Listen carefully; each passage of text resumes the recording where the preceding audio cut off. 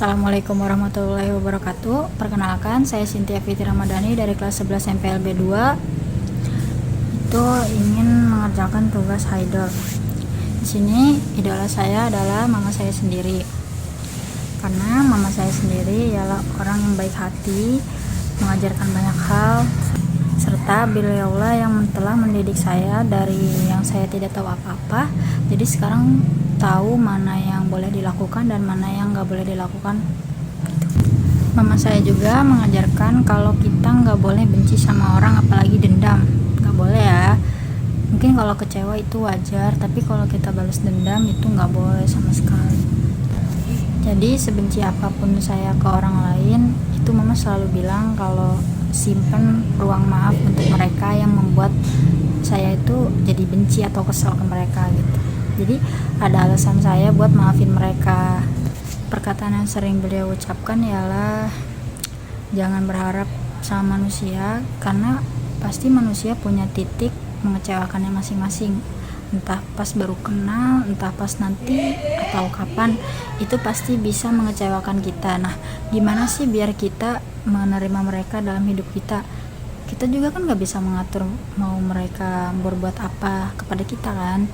Jadi usahain gimana pun caranya agar kita sendiri bisa memaafkan mereka. Selain memaafkan orang, mama juga selalu mengajarkan kita untuk mempunyai rasa empati kepada orang lain. Ya, yang penting kita sopan gitu. Terus menjadikan beliau sebagai contoh dalam hidup, karena beliau tuh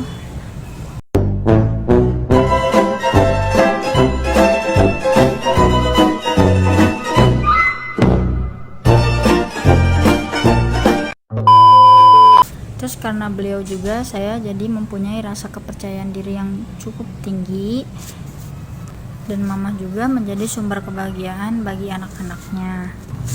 Juga kadang menjadi pendengar yang baik untuk anak-anaknya yang sedang curhat gitu-gitu. Mama juga bantu mengembangin keterampilan kita gitu. Jadi mama selalu ngasih tahu kalau misal kita mau masak sesuatu, nah dikasih tahu tuh mana yang sekiranya sama kita mau dipakai, mana yang enggak, dan hasilnya tuh bakal kayak gimana kalau kita nggak pakai ini, nggak pakai bumbu ini gitu. Nah kadang tuh mama menjadi sumber kita untuk mengembangin kreativitas tahu. Kayak misal yang tadinya kita bingung, yang kita mau ngelakuin sesuatu, nah kita ngomong ke mama, "Mah ini gimana sih caranya?" Nah beliau tuh kadang ngebantuin gitu, oh caranya tuh gini tuh. Jadi dia menemukan solusi terbaik untuk anaknya. Mama juga ngajarin kalau misal kita berbuat sesuatu harus tahu konsekuensinya. Jadi jadi kan hidup juga banyak pilihan. Nah pilihan itu kita harus pilih yang mana yang sekiranya kita terima resiko ke depannya. Pasti setiap hidup ada pilihan, dan pilihan itu pasti ada resiko, ada keuntungannya.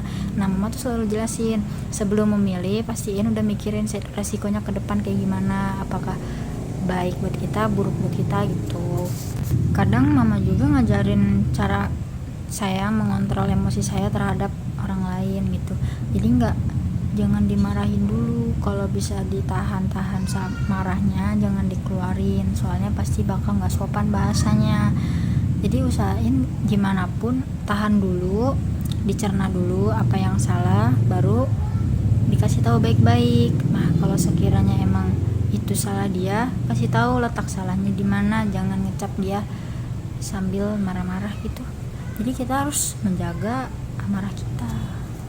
Kadang juga beliau ngasih motivasi kalau misalnya aku lagi gagal dalam, misal lagi dapat nilai yang anjlok, terus mama tahu, mama kadang bilang kalau gak apa-apa, itu cuma nilai, mama gak nuntut nilai, tapi yang penting udah berusaha. Jadi gak usah menyerah, karena gagal sekali bukan berarti gagal seterusnya ke depan. Selain itu mama juga kadang ngajarin rasa bersyukur kita terhadap sesuatu. Kalau misalnya kita cuma punya ini, ya syukurin aja. Terus kalau misal pengen barang yang lebih dari ini, mungkin suatu saat bakal dapet. Kalau misal gak dapet, kita kita cari yang seimbang sama yang barang yang kita pengen. Terus kalau misal kita pengen sesuatu, kita harus mikirin gimana cara dapetinnya, jangan minta-minta. Kalaupun minta, setidaknya membantu mereka untuk cari uangnya gitu. Nah, beliau tuh mau anaknya tuh apa-apa bisa sendiri, jadi nggak apa-apa mama enggak. Jadi gimana caranya biar saya tuh menghadapi masalah itu sendiri, nyelesain sendiri. Jadi kalau misal saya punya musuh, saya punya temen yang nggak suka sama saya, akhirnya debat. Nah, mama tuh maunya saya selesain sendiri, nggak mau mama ikut campur. Takutnya masalah makin panjang, kan kita nggak tahu. Nah, jadi mama tuh ngajarin harus sendiri. Kalau misal ada apa-apa ya sendiri. Kalau misal emang berat banget masalahnya, baru ngomong sama mama pelan-pelan tuh. Oke, mungkin cukup sekian dari saya. Kurang lebihnya mohon maaf, banyak yang di skip karena saya manusia.